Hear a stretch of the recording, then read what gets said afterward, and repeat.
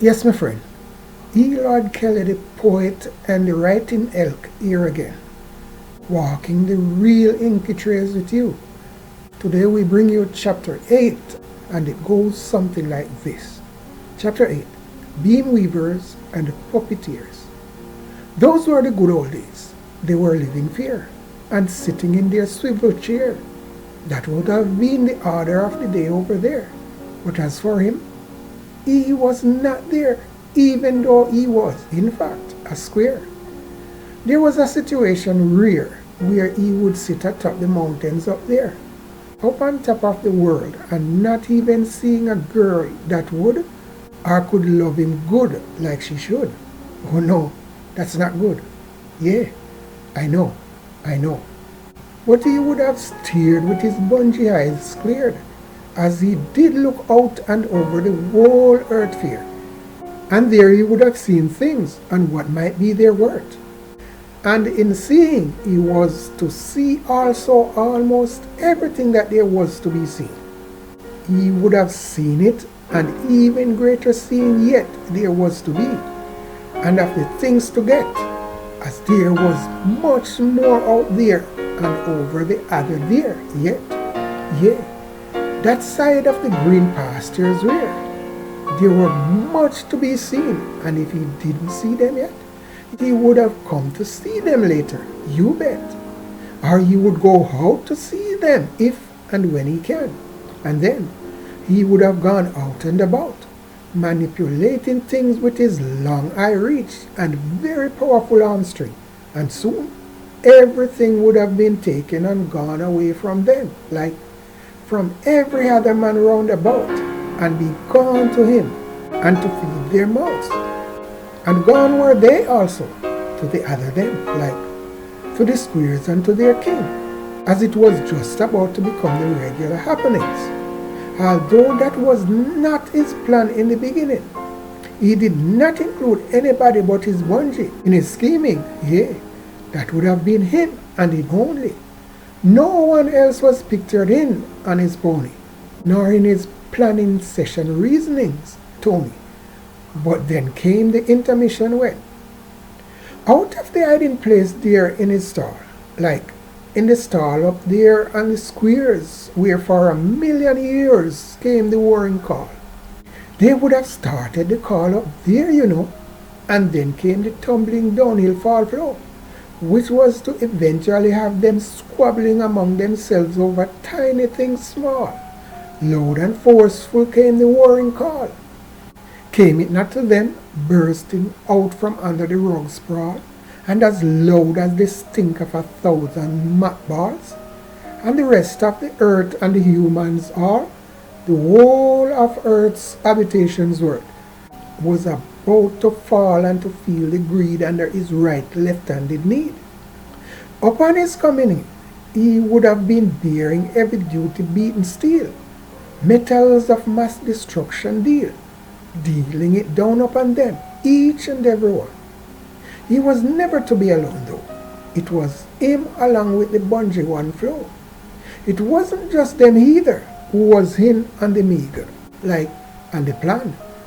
They were to have had all of the blessings of the squared ones, those in the whole chain of commands, even. And after they were done with beating up on the rest of them, those who were near to them and were even found to be akin to their blooded squared-hued vein, they had managed to have gotten away that far, aided along by the weight of Kingsley's weaponized bars, used as the tools of liberating fools. But that would have been after the siren had sounded the alarm, outing the bungee and all of his ambitious qualms and carryings on, as well as his greed and eccentric charms. Kingsley would have wanted in on all of the alls, as it was to be happening, and as it would pertain to the conquering cause, and the exploits, and winning the world of all of its might, and all other such the likes. So, the word would have gotten out of someone, and would have hopped into the hearing aid of Kingsley, King's command, and he would have sent for him to come to them, and to meet up with them to plan, to fine-tune and to make the mission strong for everyone and for their benefits. All of them partaking in all of it. That was it. Bungie couldn't quit, or could he? Well, whatever there be or may yet come to be, it was to be the beginning of the end for all of them and of the other men, like those who weren't with them, even those of the neighborly den. Yea, they as well as all of the circular men must come to an end. Their endings had begun right there and then. They would have gone out on the roads again.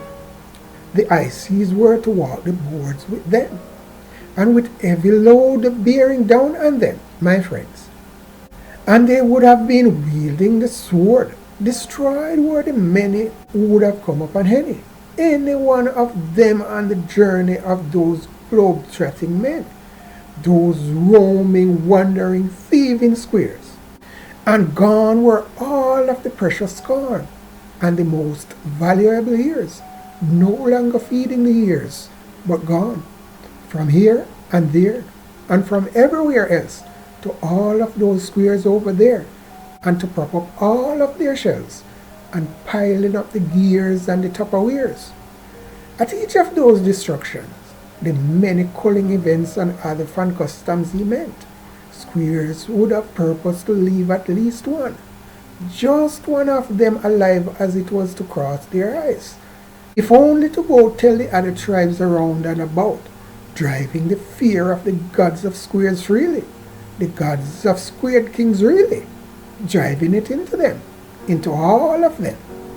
And that would have come to be passing through the thoughts of his heartstring breaking and aching him, because if they will just go away and die of the fear, or vice versa, die of the fear first and then go away later, then that would have been greater for those crop takers. Half of Square's work would have been done safer, sparing him out of a lot of not, like not having to do any of that for himself and by himself, and not having to have to waste precious resources and those waste people reclusive. But a mangy dog, they say, is better than a dead lion right away, and that is the better option for them on any given day. Every last tool being a person of Warsaw, small and insignificant though those wars might have been in the grand and ultimate schemes of worldly things to do, Lars knew such things. These Lars and Squares were to become friends here because they were to join together to beat back the Kingsley bunch. They were to meet over lunch, and that was where the intermarrying came into effect too, upon the joyful bites of the crispy crunch, and upon the drinking of warm steamy brew. So, by the time Kingsley would have gotten to them to do them in like manner as they did squared friends, every one of these escaped Lars survivors would have purposed to stay alive. Yeah, I hear you again. This too, you say, is wrong, my friend. But is it? Let's carry on. All of that was done per adventure there should come our way someday thereafter. A day when and where Lars, just like Square, would also have their fun time in the Sunbaker, sucking them down, like way down under the ground. But will that day ever come? And what will be the ultimate outcome? Leave it up to none. I mean, to none of them, those numbskulls. But leave it all up to the readers and writers and the writers of wrongs. Leave it up to such to decide thereupon. Probably.